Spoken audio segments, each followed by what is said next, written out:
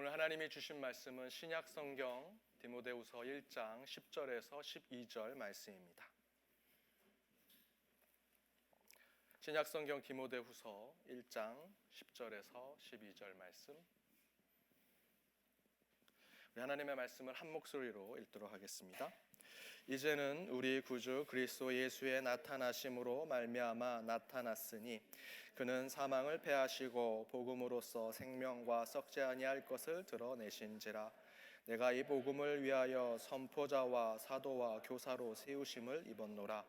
이로 말미암아 내가 또 이 고난을 받되 부끄러워하지 아니함은 내가 믿는 자를 내가 알고 또한 내가 의탁한 것을 그날까지 그가 능히 지키실 줄을 확신함이라. 아멘. 사이가 좋지 않던 한 집사님 가정이 있었습니다. 그런데 어느 주일날 남편 집사님이 교회를 다녀오셨는데 사람이 바뀌었습니다. 설거지도 하고 또 집안 청소도 하고 아내 어깨도 마사지 해주고 요리도 하고 말도 아주 상냥하게 하기 시작합니다. 아내 집사님이 기분이 좋아졌습니다. 그래서 묻습니다. 웬일이야? 교회에서 무슨 일이 있었어? 목사님 설교에 은혜 받았거든. 나 그 목사님 설교 실천하기로 다짐했어. 그래서 그 다음날 이 아내 된 집사님이 교회 목사님을 찾아갔습니다. 목사님, 제 남편이 목사님 설교 받고 은혜 받아서 사람이 변했어요. 무슨 설교를 하셨어요? 아내를 내 몸같이 사랑하라 이렇게 설교하셨어요. 그러자 목사님이 아주 난감한 표정을 지면서 이렇게 얘기하십니다. 죄송합니다. 지난주 설교 주제는 내 원수를 사랑하라 였습니다. 원수를 사랑하라 라는 말씀에 은혜를 받고 이 남편 되신 집사님이 원수된 아내를 사랑하고자 실천하고자 그렇게 한 것입니다. 예전에 한 권사님이 제가 이런 얘기를 하셨습니다. 남편 집사님을 향해서 원수가 되는 것도 좋으니 오래오래 살아라. 원수든 아내든 남편이든 여러분 중요한 건 사랑하는 게 중요한 거 아니겠습니까? 사람 사는 세상 원수 되기 쉽습니다. 부딪히고 의견이 충돌되면 친했던 사람도 원수가 되고 적이 됩니다. 매일 매순간 사랑할 수 있는 사람 이 세상에 그래 많지 않습니다. 그래서 예수님께서 원수를 사랑하라 말씀하신 거 아니겠습니까? 그 앞에 빠진 말이 있습니다. 원수된 내 가족을 사랑해라. 원수된 내 친구를 사랑해라. 원수된 내 이웃을 사랑해라. 여러분 서로 사랑하십시오. 특별히 우리 믿는 자들은 이 사랑은 반드시 해야 할 의무입니다. 우리 옆에 있는 분들과 이렇게 인사 나누길 원합니다. 원수 같은 저를 사랑해 주셔서 감사합니다. 원수 같은 저를 사랑해 주셔서 감사합니다. 1부 때보다 훨씬 활발하시네요. 서로 원수이신 분들이 많으셨던 것 같은데 원수된 저를 사랑해 주시고요. 원수 되기 전에 더 많이 사랑하는 저와 여러분이 되기를 바랍니다. 말씀을 전하도록 하겠습니다. 사순절 말씀 시리즈 고난이 묻고 신앙이 답하다. 오늘 세 번째 고난이 고난인가 라는 제목으로 함께 말씀을 나누고자 합니다. 지난주에 제 아내가 발에 가시가 박혀서 아파 죽겠다고 합니다. 그래서 제가 핀셋으로 살살살 살을 벗겨서 가시를 뺐습니다. 근데 정말 눈꽃보다도 작은 가시가 박혀 있었습니다. 그 작은 가시에 아파 죽겠다고 그렇게 말을 한 겁니다. 여러분 이제 앉아있다가 예배가 끝나고 나가실 때 요 모서리에 쿵 부딪히면 다들 아파 죽겠다고 얘기하십니다. 인상 쓰고 소리 지르고 팔팔 뛰면서 아파 죽을 것 같아. 제가 이 얘기를 1부 때 했더니 한 청년이 한 성도님이 하와이에서 있다가 집으로 돌아오는데 손톱 밑에 철사가 박힌 겁니다. 그래서 9시간 비행기 타고 오는데 막 여러 가지 생각을 하는 겁니다. 파상풍에 걸리는 건 아닐까? 손톱이 빠지는 건 아닐까? 너무 아파서 괴로워서 잠도 못 자고 집에 와서 아내한테 빼달라고 해서 뺐더니 철사가 아니라 본인 수염 깎은 그 머리카락이 요 손톱 밑에 들어간 것입니다. 그 수염 때문에 아파서 죽을 뻔했다고 얘기합니다. 정말 아파 죽을 것 같아서 그렇게 하는 걸까? 눈꽃만한 가시 때문에 살짝 모서리에 부딪힌 것 때문에 정말 죽을 것 같은 고통을 느끼는 것일까? 여러분 그게 고난일까 생각을 해봅니다. 그러나 사람들은 그 작은 고통에도 죽겠다고 소리를 지릅니다. 그런데 여러분, 진짜 아픈 분들, 죽을 고비를 넘기고 곧 죽을지도 모르는 분들을 제가 신방을 가면 그분들이 공통적으로 이야기하는 것이 있습니다. 목사님, 저 하나도 안 아파요. 저 신기하게도 안 아파요. 라고 얘기하신다라는 겁니다. 그냥 제가 보기에는 너무 아파 보이십니다. 온갖 못을 꽂고 계시고 치료하고 계시고 얼굴이 야위시고 그냥 보기에도 아파 보이시는데 그분들은 도리어 제게 목사님, 저는 안 아파요. 하나님이 저를 안 아프게 해주시는 것 같아요. 라고 말씀하신다라는 겁니다. 그래서 저는 양쪽을 비교하게 됩니다.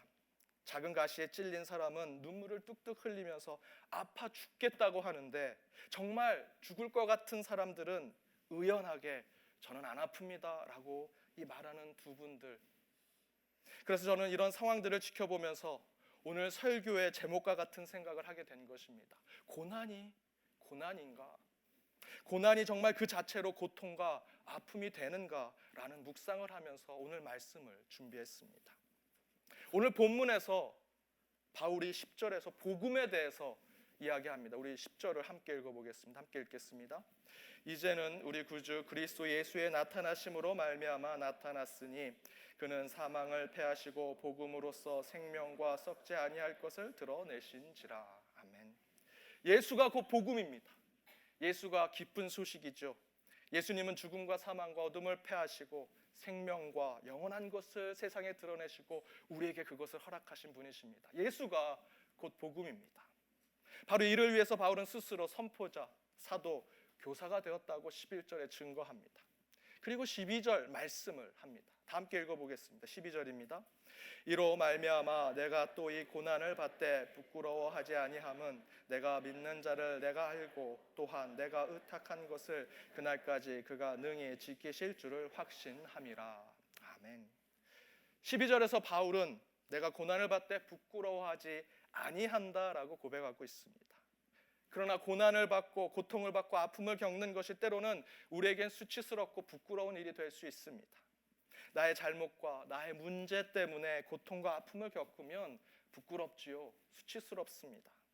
그러나 바울은 단호하게 말합니다. 예수와 복음으로 인해 받게 되는 고난과 아픔, 고통과 핍박에 바울은 전혀 부끄럽지 않다, 수치스럽지 않다라고 이야기합니다.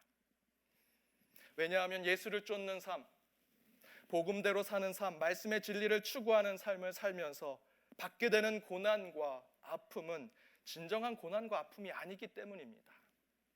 바울이 12절에서 고난을 받되 부끄러워하지 않는다는 그 고백은 복음을 위해, 예수를 위해, 교회를 위해 고난받고 핍박받는 것은 부끄럽거나 창피하거나 수치스러운 일이 아니다라는 것입니다. 그런 이유로 받는 고난은 고난이 아니다. 솔직하게 저와 여러분과 같은 그리스도인들이 복음을 전하고 예수를 따르고 교회를 지키다가 핍박받고 고난과 아픔을 겪어서 하나님, 이 고난이 너무 힘듭니다. 이 고통이 너무 힘듭니다. 라고 고백한다면 우리는 복음의 선포자, 사도, 교사가 될 수 없습니다. 제가 목회자로서, 성직자로서 교회 일 하는 것이 너무 힘들어서 하나님, 인간적으로 너무 힘듭니다. 목회하는 거 힘듭니다. 하나님 믿고 그거 선포하는 거 힘듭니다. 라고 생각하는 그 즉시 저는 이 성직에서 내려와야 한다고 생각합니다. 교회 일로 아플 수 있고 힘들 수 있습니다. 하지만 제가 목회자로서 고백해야 하는 것은 12절의 바울의 고백입니다. 하나님, 제가 고난을 겪지만 전혀 부끄럽지 않은 것은 제가 힘들고 이 목회하는 것으로 괴롭지만 그것이 제게 힘들지 않은 것은 그 고난은 제게 고난이 아니기 때문입니다. 하나님 일 하는데 복음을 선포하는데 그것은 제게 고난이 될 수 없습니다. 라고 고백하는 것이 맞다라고 생각합니다. 저만 그렇습니까? 하나님의 자녀로 부름받은 여러분도 똑같습니다. 어느 만삭의 여자가 출산을 앞두고 병원에 들어갔습니다. 진통이 시작되자 고통과 쉼이 반복됩니다. 그러다가 어느 쯤부터 강한 진통이 오기 시작합니다. 거의 죽을 지경에 빠지게 됩니다. 너무 죽을 것 같아 고통을 참고 있다가 이 산모가 나이가 많은 간호사에게 묻습니다. 이번 고비만 넘기면 끝나는 건가요? 그러자 이 나이 많은 간호사가 이렇게 얘기합니다. 이건 아픈 것도 아닙니다. 이제 애 낳고 앞으로 20년간 이거보다 더 아프게 될 것입니다. 그러니 참으세요. 아이 낳을 때 겪는 고통과 아픔, 정말 그때는 죽을 것처럼 아프지만 제가 이 얘기를 하니까 목사님 아픈 거 아세요? 이렇게 얘기하시더라고요. 예, 제가 그냥 어머니께 듣고 제 아내에게 들은 거로 설명합니다. 정말 그때는 죽을 것처럼 아프지만 진짜 고난을 겪고 아픔을 겪는 것은 아기를 낳을 때보다 그 아이를 어른으로 기르고 키우면서 겪게 되는 수많은 아픔과 고통이 더 크다는 것입니다. 그러니 지금 겪는 고난은 고난이 아니다라는 것이죠. 새 아들을 가진 한 권사님이 제게 이런 고백을 하셨습니다. 본인이 아들 셋을 낳고 너무 힘들고 괴로워서 남편 집사님 불러와서 각서를 쓰라고 했습니다. 다시는 애를 안 낳겠다. 본인도 애를 안 낳겠다 각서를 썼습니다. 그런데 지하철을 타고 가는데 맞은편에 갓난 아이를 안은 산모를 보는데 이 권사님 마음속에 질투심이 생기는 것입니다. 나도 저런 갓난 아이를 낳을 수 있는데 왜 나라고 못해? 이번엔 딸을 좀 낳아야겠다. 당장 집에 가서 각서 찍고 애를 낳아야겠다 생각했다고 합니다. 그리고 집에 오다가 성령님께서 정신 차리게 해주셔서 넷째는 낳지 않았다고 합니다. 그런 우스개 얘기를 들었습니다. 아기를 낳을 때 그 순간 그 고통, 고난, 아픔은 이루 말할 수 없지만 태어난 아기를 보고 그 아이가 자라면서 주는 기쁨과 행복과 사랑은 그 고난과 아픔을 그 자체의 고난과 아픔으로 보지 않게 한다라는 것입니다. 이처럼 우리 신앙 속에서도 고통과 아픔이 있지만 그 고난과 아픔에 괴로워하거나 힘들게 되지 않을 무언가가 영적이고 신앙적으로 있다라는 것이죠. 즉 고난이 고난으로만 나타나는 것이 아니다라는 것입니다. 특별히 우리 신앙인들에게 있어서 고난 그 자체로만 볼 수 없는 영적인 부분이 있습니다. 따라서 이 사순절 기간에 고난을 묵상하고 생각하면서 우리는 그 고난이 고난 자체가 아닌 그 고난을 넘어 우리 믿는 자들에게 신앙적으로 주고자 하는 하나님의 그 메시지, 그 의미를 찾을 필요가 있습니다. 고난 그 자체가 아니면 우리 영적으로는 무엇인가? 우리 믿는 자들은 그 고난의 문제에 대해서 이런 질문을 할 수 있습니다. 하나님은 무엇이든 할 수 있는 분이신데 왜 우리 앞에 이 고난의 문제를 허락하시는가? 왜 우리는 선하고 완전하신 하나님을 믿는 하나님의 자녀들인데 여전히 우리에게 설명할 수 없는 이 악의 문제, 고난의 문제를 겪게 하시는 것일까라는 질문을 하게 된다라는 것입니다. 여기에 제가 간단한 신학적 논리로 설명을 해보도록 하겠습니다. 하나님은 원을 만드실 수 있는 분이십니다. 왜냐하면 그분은 창조주시고 절대자이시니까. 수학의 여러분 모든 기호와 기하학적인 도형은 다 하나님이 만드신 겁니다. 그렇다면 하나님은 원을 만드실 수 있습니다. 동시에 하나님은 네모도 만드실 수 있습니다. 그럼 한번 생각해 보시죠. 하나님이 네모난 원을 만드실 수 있을까요? 둥근 네모를 만드실 수 있을까요? 헷갈리시죠? 하나님이 네모난 원을 만들 수 없다라고 말하면 불경죄를 지는 것 같습니다. 하나님 다 하시는 분인데 못한다 그러면 하나님도 혼이 날 것 같습니다. 그러나 하나님이 네모난 원을 만들 수 있다고 말하면 하나님은 절대적인 분이시니까 그런 것 같은데 실제로 우리가 살아가는 세상 속엔 그런 게 있을 수 없습니다. 논리적으로 맞지 않습니다. 답답하고 아리송하고 헷갈립니다. 저 목사 지금 무슨 얘기하나? 여러분 이 질문엔 답하지 않으셔도 됩니다. 상관이 없습니다.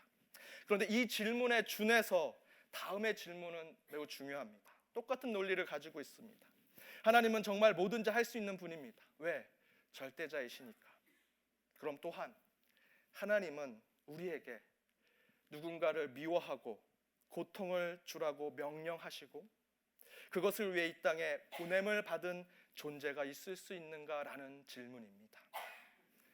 간단히 이야기하면 이슬람의 근본주의자들처럼 테러를 하기 위해서 누군가를 죽이고 폭탄 테러를 하기 위해서 이 땅에 보냄받은 사람이 있을 수 있는가라는 질문입니다. 논리적으로는 전혀 문제가 없습니다. 맞아요. 하나님은 뭐든지 하실 수 있는 분이기 때문에 하나님은 네모난 원도 만드실 수 있고 사람을 미워하고 저주하고 증오하고 때로는 죽이라는 명령도 하실 수 있는 분이십니다. 그런데 우리 믿는 자들은 그것이 아무리 논리가 맞더라도 받아들이기 어려운 부분이 있습니다. 무조건 하나님을 믿기만 하면 돼 라고 하는 것에 우리 신앙적인 기준으로는 그것을 받아들이기 참 힘듭니다. 바로 이렇게 복잡하고 혼동스러운 상황 속에서 우리는 맨 처음 고난의 문제의 질문으로 돌아가야 하는 것입니다. 하나님은 뭐든지 하시는 분인데 왜 우리가 겪는 고난을 없애지 아니하시는가? 그런데 바로 이 고난에 대한 질문이 앞에 있는 모든 질문에 답을 줄 수 있는 하나님의 논리를 품고 있다라는 것입니다. 그것이 무엇일까?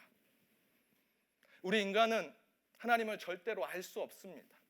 하나님이 스스로 내가 하나님이야, 내가 너희 하나님이야 라고 말씀하시기 전까지는 절대로 우리가 하나님을 알 수 없습니다. 바로 그렇게 하나님께서 직접 우리에게 나타나셔서 내가 하나님이다 라고 말해주는 것을 우리는 계시라고 합니다.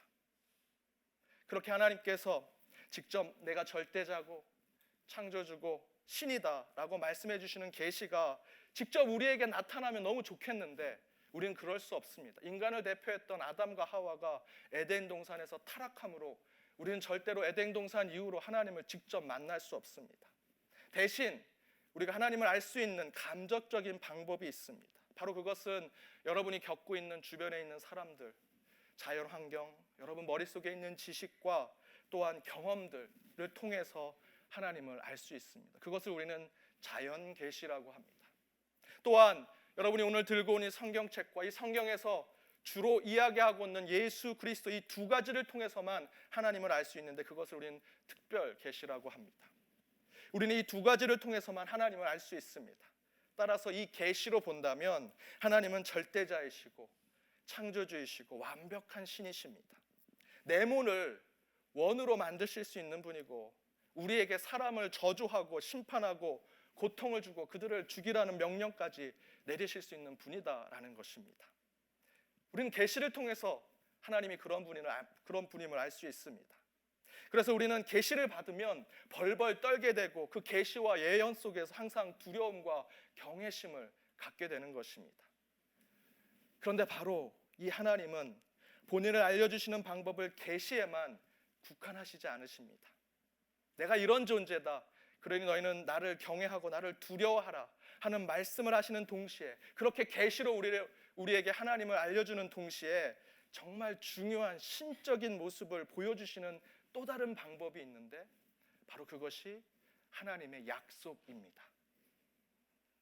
우리 이렇게 하자. 우리 이렇게 하는 것이 어떻겠니? 청유하고 우리와 관계를 맺고 우리와 약속하시는 것. 그렇게 약속하시는 하나님의 모습을 통해 우리는 하나님을 만나고 하나님을 알 수 있게 된다라는 것입니다. 성경은 이것을 계약이라고 합니다. 커버넌트. 그런데 하나님께서 이런 계약과 약속을 우리 인간에게 이렇게 해주셨습니다. 우리 세 구절의 말씀을 함께 읽어보도록 하겠습니다. 시편 34편 18절입니다. 함께 읽겠습니다. 여호와는 마음이 상한 자를 가까이 하시고 중심으로 통회하는 자를 구원하시는 도다. 고린도전서 15장 58절입니다. 내 사랑하는 형제들아 견실하며 흔들리지 말고 항상 주의 일에 더욱 힘쓰는 자들이 되라. 이는 너의 수고가 주 안에서 헛되지 않은 줄 알미라. 마태복음 11장 28절에서 29절입니다. 수고하고 무거운 짐진 자들아 다 내게로 오라. 내가 너희를 쉬게 하리라. 나는 마음이 온유하고 겸손하니 나의 멍에를 메고 내게 배우라. 그리하면 너의 마음이 쉼을 얻으리니. 아멘. 계시를 통해서 하나님은 전지전능하시고 무소부재하시고 위대하고 강하시고 힘있고 능력 있으신 분으로 알게 됩니다. 그렇다면 하나님은 그런 권위와 능력으로 고통과 아픔을 제거하실 수 있는데 하나님은 그런 고난과 아픔, 고통을 없애시겠다고 약속하지 아니하십니다. 대신 다음과 같은 약속을 주십니다. 마음이 상한 자를 가까이 하시고 통회하는 자를 구원하신다 약속해 주셨습니다. 또한 예수와 그분의 십자가를 굳건히 붙들고 나아간다면 그렇게 주의 일에 힘쓰다가 고난받고 핍박받는 수고가 주 안에서는 헛되지 않게 하시겠다 약속해 주셨습니다. 그리고 마지막으로 하나님은 고난과 아픔을 없애시는 것 대신에 여전히 존재하는 우리 안의 고난과 아픔 가운데 수고하고 무거운 짐진 자인 저와 여러분이 주님께로 가까이 가면 그들에게 쉼을 주시겠다 약속하고 계십니다. 그런데 바로 이렇게 하나님은 인간의 고난과 아픔과 고통에 대해서 그것을 인정하고 품어 안음으로써 약속하신 하나님의 모습에 근거된 말씀을 우리에게 주십니다. 빌립보서 2장 6절에서 8절입니다. 함께 읽도록 하겠습니다. 그는 근본 하나님의 본체시나 하나님과 동등됨을 취할 것으로 여기지 아니하시고 오히려 자기를 비워 종의 형체를 가지사 사람들과 같이 되셨고 사람의 모양으로 나타나사 자기를 낮추시고 죽기까지 복종하셨으니 곧 십자가에 죽으심이라. 아멘. 전지전능하시고 무소부재하시고 위대하고 강하시고 힘있고 능력 있으셔서 네모를 원으로 만드실 수 있고 도덕과 윤리를 벗어난 신본주의적인 이름으로 사람을 미워하고 저주하고 괴롭게 하고 죽기까지 할 수 있는 그런 신적인 명령도 하실 수 있는 하나님께서 자신이 가진 전능함을 포기하시겠다고 우리와 약속하십니다. 또한 계시와 예언으로만 깨달을 수 있는 위대한 하나님의 모습을 나사렛 청년 인간 예수를 통해 깨닫게 하시고 종의 형체보다 더 낮추시고 죽기까지 복종하셔서 십자가의 죽으심으로 벌어지보다 못한 저와 여러분을 위해서 구원하시기로 약속해 주시는 것입니다.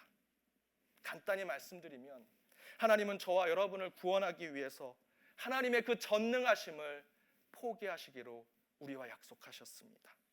하나님은 우리를 살리기 위해서 완전하시고 흠없으신 그 모습을 포기하기로 결정하시고 버리기로 결심하셨다라는 것입니다. 이 앨리스터 맥그레스 목사님이 이렇게 얘기하십니다.